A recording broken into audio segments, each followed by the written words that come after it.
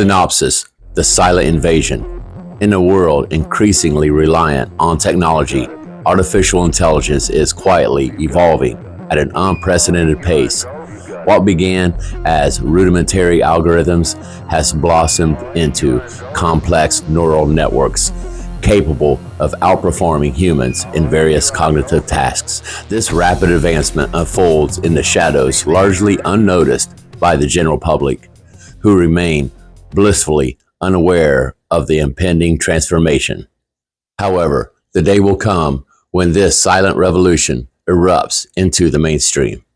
As AI permeates every facet of society, from healthcare to transportation, finance to entertainment, its impact will become undeniable. The public, once oblivious to the technology's potential, will find themselves at the mercy of its capabilities and limitations. A future where humans and AI coexist is inevitable, but the nature of that coexistence, harmonious or fraught with challenges, remains to be determined. This story explores the tension between technological progress and societal readiness, delving into the ethical, social, and economic implications of an AI-dominated world. In a minute, I'm going to show you a clip of Matthew Berman. What I like about Matthew is he breaks all this down in easy-to-chew bites of what this world is all about, the world of artificial intelligence. His platform consists of artificial intelligence, open source generative art, AI art, futurism, ChatGPT, large language models, LLMs, machine learning, technology, coding, tutorials, AI news, and more. On this channel, week by week, I'll cover new updates and upcoming advancements in artificial intelligence, machine learning, and quantum computing. This is just a snippet of Matthew Berman's video, and you can find its entirety here on his channel. So nestle in. The goal here is to spark a sense of wonder and anticipation of situational awareness. And like always, just like you, I'll be discussing 6G technology in the future. There would then unquestionably be an intelligence explosion, and the intelligence of man would be left far behind. Thus, the first ultra-intelligent machine is the last invention that man need ever make. That is the premise of the movie The Matrix. Very scary stuff. Leopold Aschenbrenner is a former OpenAI employee who got fired for apparently leaking information, but what he says is that he was just warning the board about their severe lack of safety and security protocols within the company. And then he put together a 165-page manifesto talking about what he believes is the future of not only hitting AGI by 2027, but then achieving super intelligence by the end of this decade. And he says very few people are actually aware of what is coming. And I read all 165 pages, and I'm going to break the whole thing down for you. All right, so here it is. Leopold Aschenbrenner, Situational Awareness, the Decade Ahead. I read through everything, and I highlighted the most important bits. So let's get into it. First and foremost, dedicated to Ilya Sutskever, who I believe Ilya and Leopold were the ones who really kicked off this going to the board and telling them about all of their security concerns. So he dedicated this entire thing to Ilya. And he also gave a thank you to Jan Leike and Ilya again. And if you remember, Jan is somebody who just left OpenAI with Ilya just about a couple weeks ago over the same security concerns. So obviously I'm not going to read this whole thing, but especially in the introduction, there are a lot of really interesting bits, so I'm going to try to cover it all. Over the past year, the talk of the town being San Francisco, has shifted from $10 billion compute clusters to $100 billion compute clusters to $1 trillion clusters. Every 6 months, a zero is added to the boardroom plans.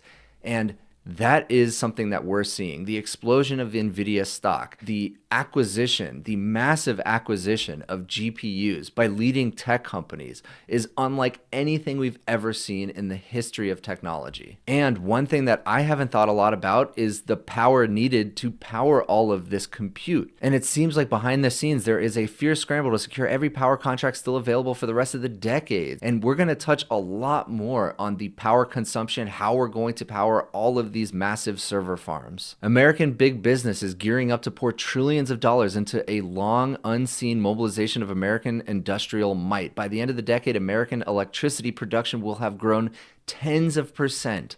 That is crazy to think about. All of these compute clusters being built out need electricity. They feed on electricity. That is how they run. And we literally do not have enough electricity in the United States currently to power everything that we're going to need to power to reach AGI and superintelligence. The AGI race has begun. Now for his predictions, by 2025, 2026, these machines will outpace college graduates. We're basically almost there. By the end of the decade, they will be smarter than you or I. We will have superintelligence in the true sense of the word. And to be clear, he defines superintelligence as what is beyond AGI. AGI is one thing. Superintelligence is another. And I'm going to show you what that's all about soon. It's kind of scary to think about. Along the way, national security forces not seen in half a century will be unleashed. And before long, quote unquote, the project will be on. And I will get to what the project is and what it entails later on. If we're lucky, we'll be in an all-out race with the CCP, that is the government of China. If we're unlucky, an all-out war.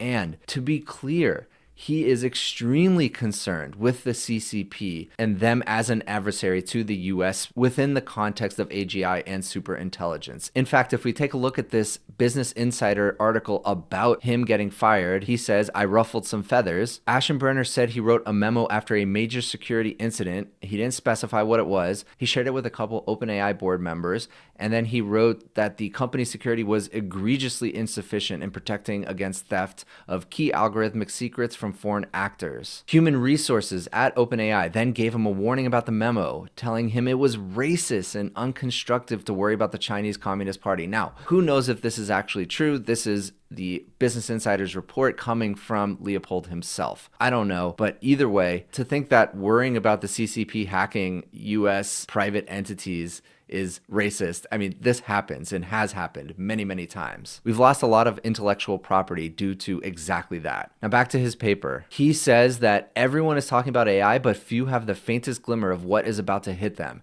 So he is very much in the camp that we're going to have an intelligence explosion. He believes AGI is coming very soon.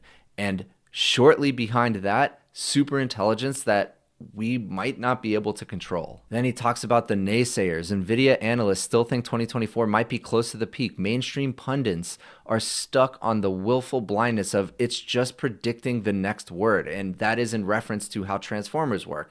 Currently, large language models do just predict the next word. But if you scale that up enough, that may become superintelligence. At most, they entertain another internet-scale technological change. Before long, the world will wake up. And he says there are only a few hundred people, most of them in San Francisco and the AI labs, that have situational awareness. And that, again, is the title of this paper, Situational Awareness, meaning they actually understand what is coming. He starts by saying GPT-4's capabilities came as a shock to many. And that is true. I don't think anybody was really understanding how powerful these systems were. What happens when we hit AGI? That's when we will have the explosion of artificial intelligence. But why? How does that actually happen because of AGI? And again, AGI itself isn't the explosion in intelligence. That just means that artificial intelligence is good enough to do things better than humans on average. So let's see. I make the following claim. It is strikingly plausible that by 2027, models will be able to do the work of an AI researcher engineer. That doesn't require believing in sci-fi. It just requires believing in straight lines on a graph. Here it is. This is the effective compute on the y-axis normalized to GPT-4, and then this is the timeline on the x-axis. As we see here, this is where we've been. All of a sudden, we have crossed over this GPT-4 line, and we will continue all the way up to here, where automated AI researcher. Why is that the mark, though? Why is that the benchmark that we have to measure against? Well, if AI is as smart or smarter than an AI researcher and engineer, then all of a sudden we can deploy hundreds of them, thousands of them, millions of them, all working 24 hours a day in parallel, doing research and compounding the effects of that research and that development of AI.